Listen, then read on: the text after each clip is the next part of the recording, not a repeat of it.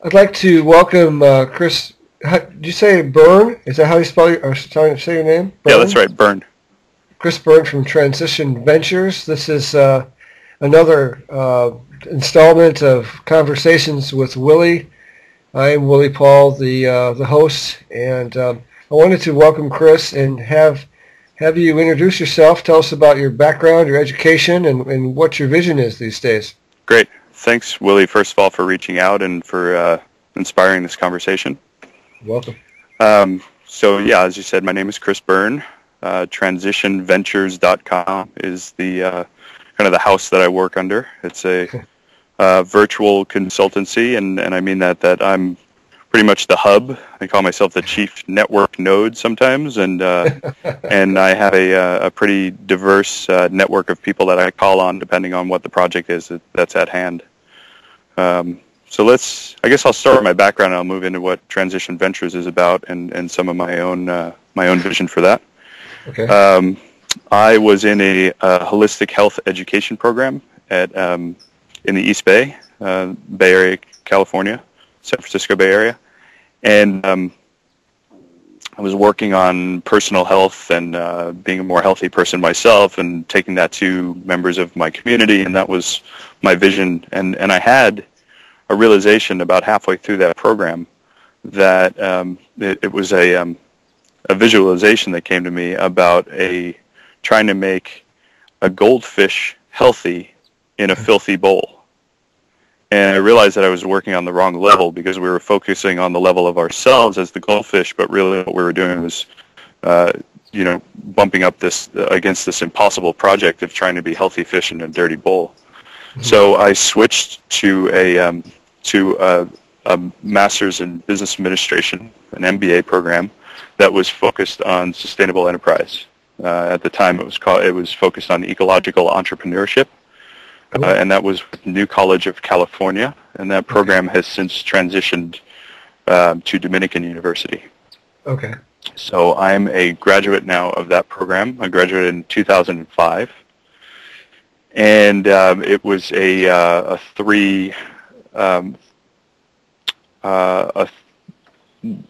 there were three components to the program, if you will, and one was based on leadership and good decision-making skills. The other one was in a traditional business background, marketing, accounting, all that fun stuff.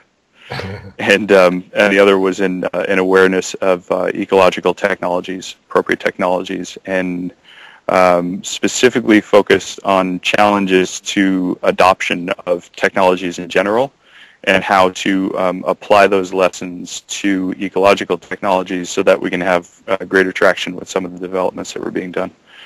And something that I carried over from my holistic health education program was a realization that we're not want for good ideas. What the challenge is the know-how and grounding these ideas and making them happen. So that was where I found myself, surprisingly even to myself, in a business program after all those years of being in a very countercultural worldview of my own and being a traveler and so coming sort of full circle on some of my family background, which I'll leave out of this, but to be in a business program. So in that business program, some of the things that we looked at were systems dynamics and systems theory, and that really inspired me. Peter Senge's work, of course, and a bunch of others. And in this, I started looking specifically at systems. And my interest in that inspired a colleague to tell me about permaculture. Okay. And at the time, I was overwhelmed with papers and lots of deliverables, and the last thing I wanted to do was get another receipt, as I think I called it at the time. I wasn't really, which is what I'm referring to diplomas as, is the receipt that you get at the end. But I did discover, when I went to Southern Oregon, a permaculture course taught by an elder of the movement, Tom Ward. And I took that course and immediately I just clicked in what permaculture was for me. And I like to point out to people that I came to permaculture from a systems design perspective, whereas many come from the horticulturist kind of front door. and it gives folks a framework to understand proper placement of their garden systems. And what it did for me was to understand the proper placement and interrelationships of all systems that I was looking at, of all ways of design. And so I really think that it's a language, not quite on the level that, say, Christopher Alexander's pattern language was developed, but it's certainly, that's what permaculture is for me, first and foremost. It's a framework. It's a way of understanding the different tactics, say sheet mulching or composting toilets, or that's the kind of what I call the tactical level of permaculture. It's these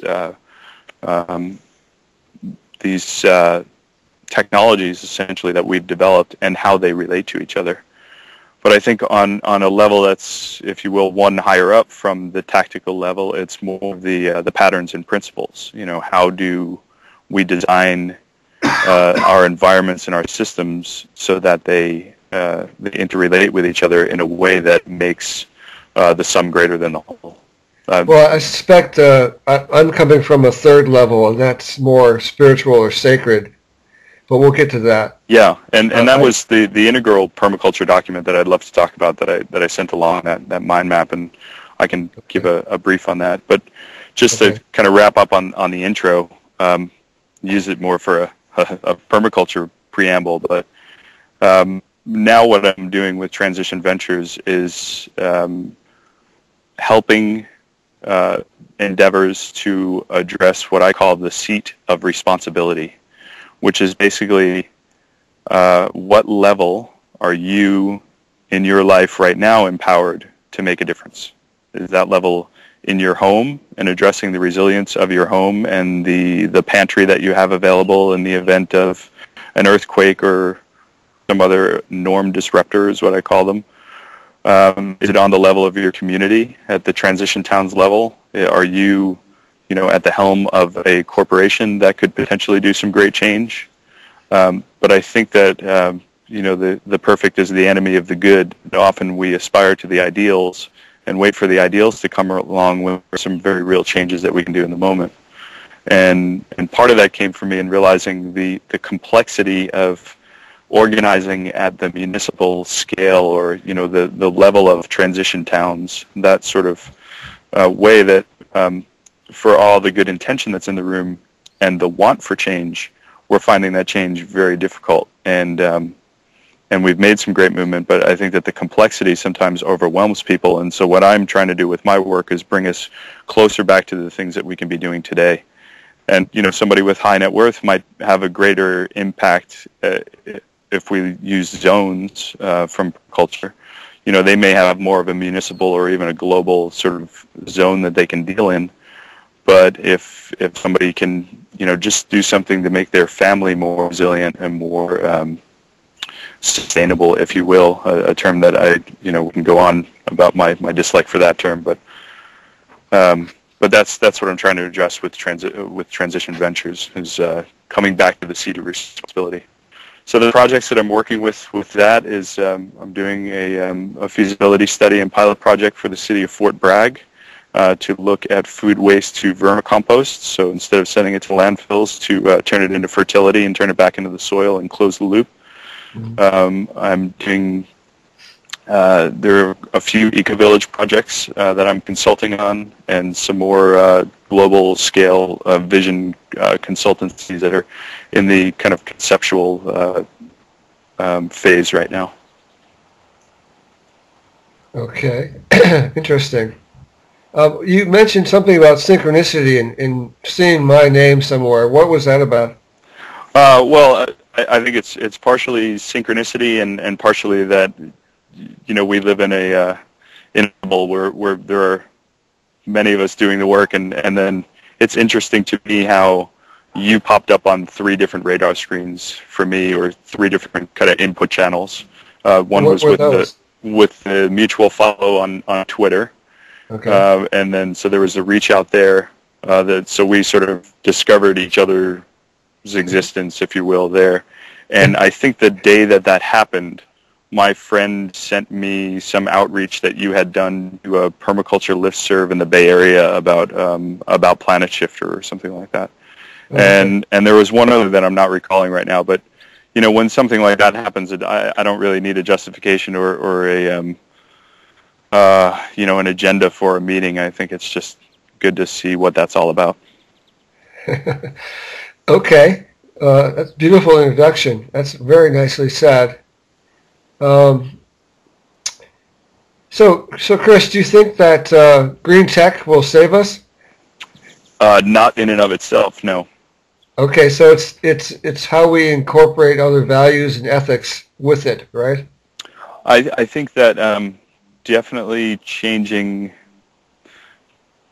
our worldview is one of the fundamental challenges that we have. I think the green tech, if it's not already sorted out, is probably the easiest thing to sort out in this dilemma that we have. I think it's the interpersonal relationships that are the greatest challenge facing us. Okay. In my work with the spiritual, the sacred aspects of permaculture, I'm finding that there are folks out there who are shy or who are adamantly opposed to incorporating such values, put it that way, with permaculture. What is your understanding of the role of a higher understanding or a sacredness about permaculture? Mm-hmm. I was thinking about permaculture as sort of the top level in preparation for our call, and the top level of orientation, if you will, for my framework, and how that casts a set of values on top of decisions that can be made. So, for instance, does nuclear power fit, and how does that fit in? And it doesn't, because of the implications of it, because of the environmental implications of it, and the challenges. And so it's not how do we make nuclear power fit within permaculture. It's that. So that's my top level of orientation. And then I've definitely heard the criticism and the feedback about the woo-woo permaculture, if you will. And I think that that's a misunderstanding of what the spiritual question is about with permaculture.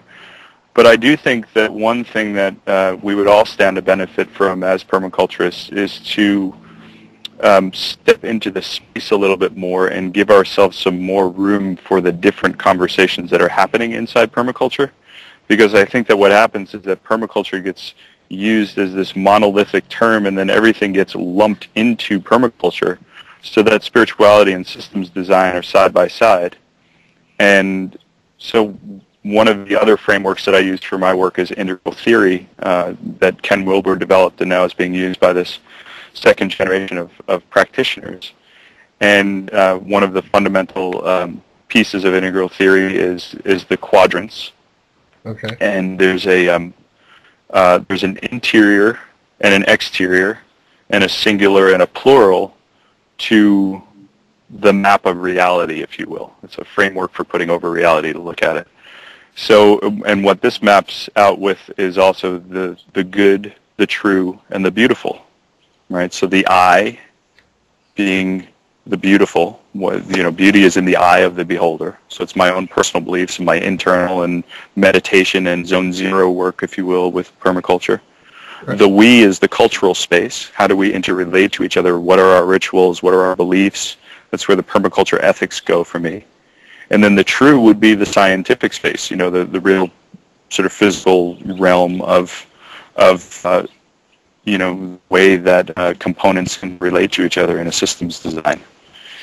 That if we really see that the spiritual permaculture and the physical permaculture, while there may be some overlap, there's actually a lot more room for us to have relevant conversations in there, and I think it gives some breathing room so that it doesn't feel like we're competing for the same space. And in that, somebody who's interested in more of the patterns and principles can just say, you know what, it's a little too out there for me, but I fully support you in going and doing it, because it's not seen as a threat to the overall movement anymore. Oh, okay. Well, I'm sensing a few folks are threatened by discussion of the sacred, but I don't want to harp on that anymore. Let's move on. Yeah. I'm really interested in your take on the political pushback on permacultural design and implementation. Mm-hmm. Are there governments, corporations, individuals who are not happy with your approach to land use and nature out there? Yeah, there's a lot in there to unpack. I think, first of all, a few years ago, the sustainability movement, not necessarily the permaculture movement, but more from the green MBA world I was in, realized that we had to start making the business case for sustainability, that we could no longer do this on a values or on a should or, on a recycling program that actually costs the company more money. These programs are never going to be justified Right. in this way. And so we started talking bottom lines very quickly and found great response to that, because if you can, say, divert food waste from a container to not be hauled off and get a price break for it and find a new revenue stream for the compost that's created, then everybody's winning, right? We're Right. finding a better design system. So I think in that regard, companies or municipalities or governments, if you will, are very receptive to permaculture and its principles, and often I even refer to it as systems design. I don't. I try to stay away from anybody's preconceptions or bias about what permaculture is or isn't, because I think that one of the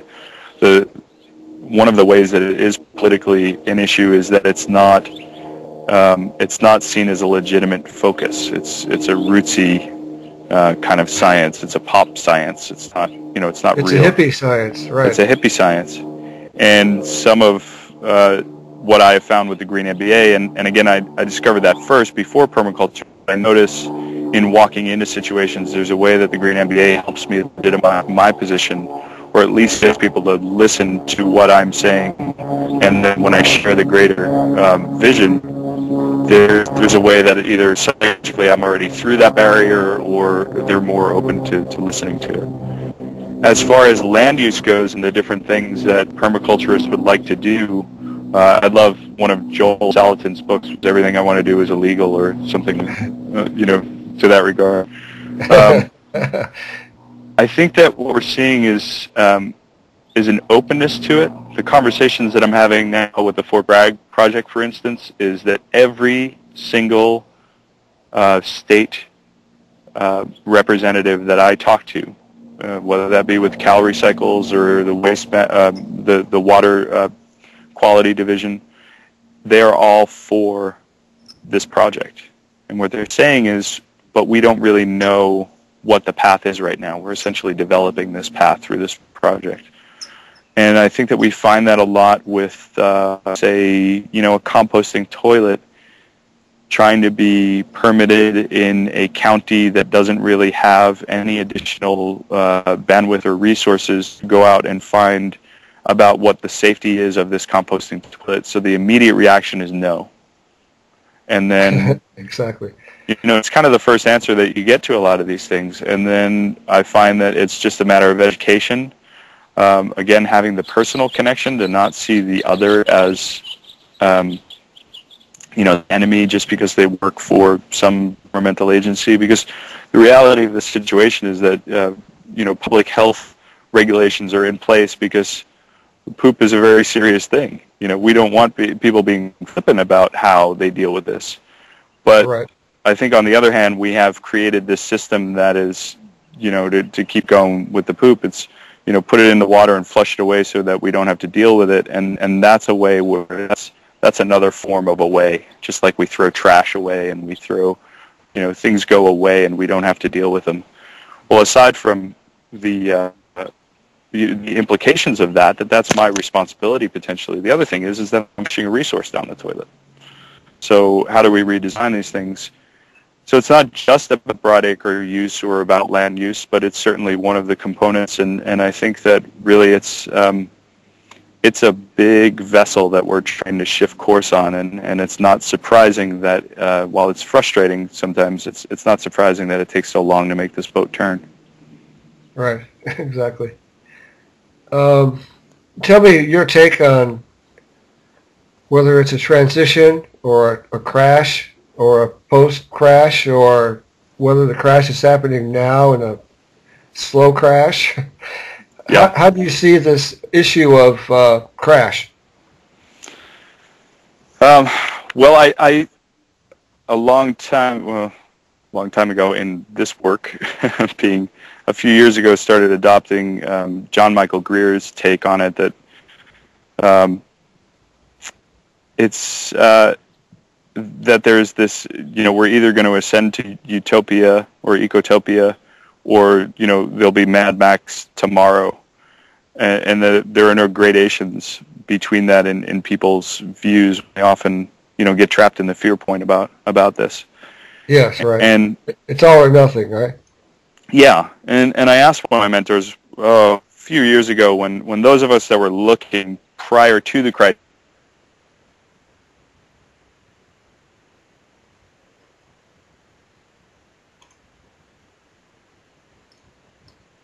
realized that the crisis was just on there. How long have you been waiting for it? He said, since the 70s. And I thought, oh, wow, I have to expand my timeline a little bit.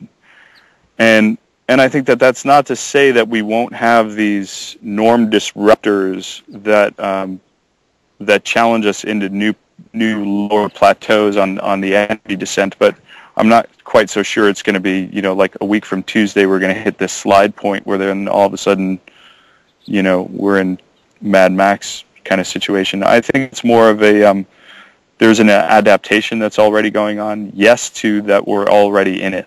I don't see recovery. I see a lot of manipulation of numbers to keep the con game going.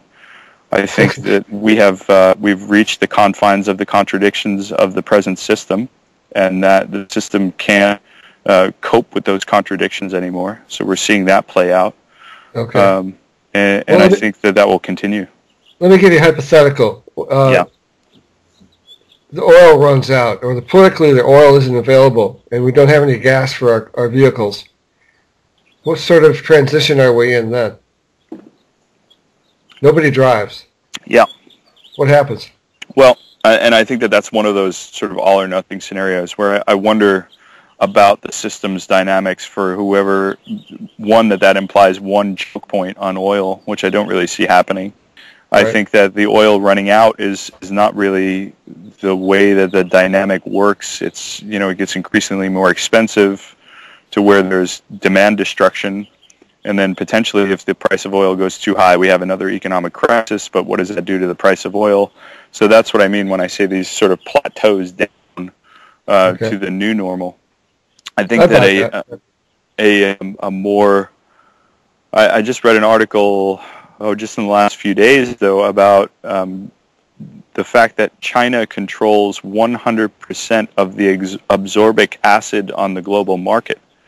So there's a real choke point where you can play out some sort of, intellectual thought process. It's a crisis scenario. It's a crisis scenario. Where, absorbic acid is how we preserve all of our food. And it's vitamin C, but let's go to the food point. They said that the correlation was almost to the moment of when China controlled the 100% from 99% to a 4-time increase in the price. That as soon as they realized they had the market cornered, they jacked up the price by 4 times. And that's, I just spoke yesterday during a lunch conversation with somebody who does brushless motors, who said that the same thing is happening in choke points with rare earth materials. Right. And so oil is one of the ways, and I think that there are lots of components. It's really peak resource that we're at now. Yes, true. And I think that what it's going to do in the short to midterm is really spur some serious innovation. People will figure out how to do things in a different way, and I don't pad that with any niceties about that.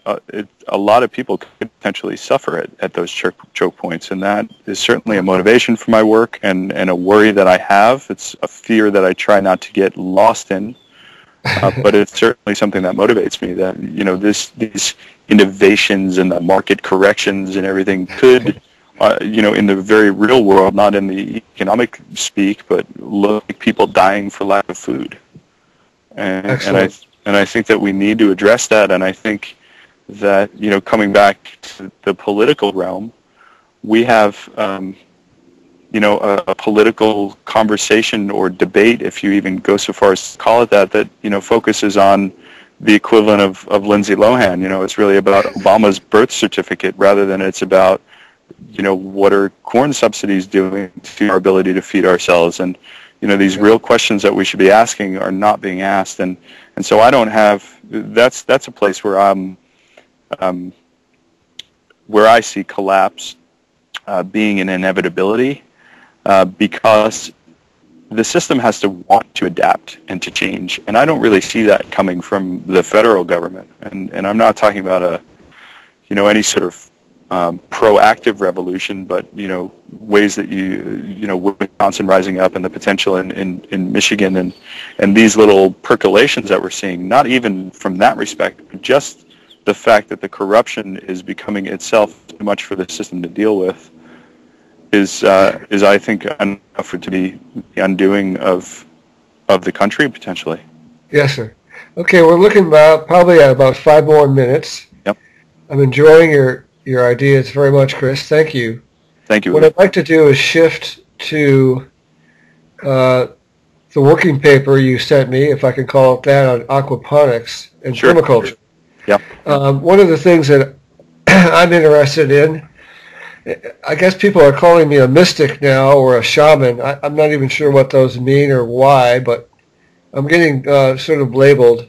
But I'm gonna go out there on that limb again anyway because it's so interesting.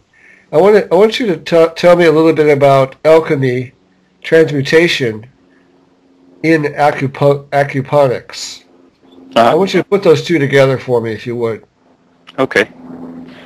Well, what alchemy spurs for me is that there's often pushback in green business or in activist circles against the concept of profit. And what I try to point out to people is that a tree can be seen as a profitable endeavor. And a tree takes air and it takes water and it takes sunlight and it provides fruit. There is something there at the end of the season, at the end on the scale of a solar economy that is more than was there at the beginning. And so for me, that's alchemy. It's that combination of those things becoming, nowhere in air and sunlight and fruit, air and sunlight and water do you inherently have fruit. There's an alchemical process, if you will, to get mystical about it, that the tree embarks on to create that for the animal that then comes along and eats it and eats the seed and deposits the seed somewhere else. So there's an enlightened self-evidence even with the tree to make a good product. Let me ask you this, if you would, what's the difference between biochemical reaction and processes and alchemical processes? Then is it that you're adding a spiritual piece to it? Yeah, I don't know that I have the answer to the question. I think that there is certainly something that I would call magical. I call it this magical dance of universe and consciousness that happens that has created these, trees are one example of it. And, biochemical process might be our intellect trying to find a way to describe what is essentially an alchemical and a magical process. I think that there are different languages that we can use to talk about these things, but at some point you can't break a tree down in a reductionist way and find where the fruit is. It is this alchemical or holistic, synergistic, happening that occurs. So as far as aquaponics goes, it's the first time I described an aquaponics to a dear friend and mentor. I told him all about that there's a bacteria that takes the ammonia from the fish and converts it into available nitrates for the plants, and there's this symbiotic relationship, and I was really fired up, and he said, that's great. Sounds like a pond. I thought, okay, yeah, are we being too technical here in our trying to grow food, with pumps and settling tanks and where we get the feedstock from? So it's really helped me to realize that aquaponics is appropriate in some situations and not the silver bullet to feed all of the Earth's people, with this one technology. So yes, in brownfields, but if you have the ability to put in a pond, you might want to do a pond with water chestnuts rather than ripping out that pond and putting in a tank system for aquaponics. I think that would be a silly use of the system. Yeah. So what the alchemical implications are of aquaponics, I'm not sure. It's a great question. I'd love to hear your take on it. I don't have an answer. Yeah.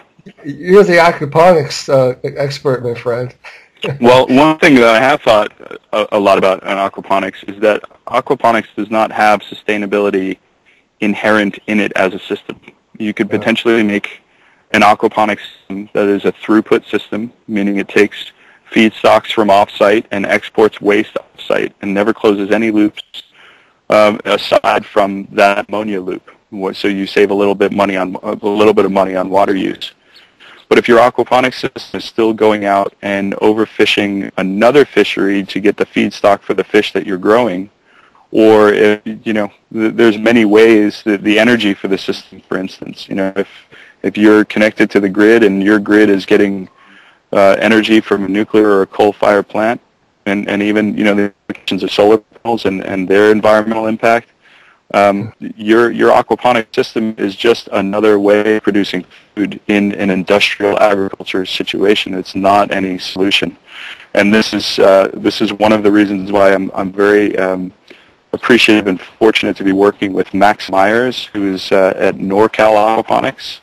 Okay. And we're going to be teaching a course from May 16th to the 20th, I believe is the date. You can find a link on the website. And that's going to be in Ukiah. And there's an add-on module at the end of that Saturday and Sunday for Biogas workshop, where we'll be building biogas digesters in the class.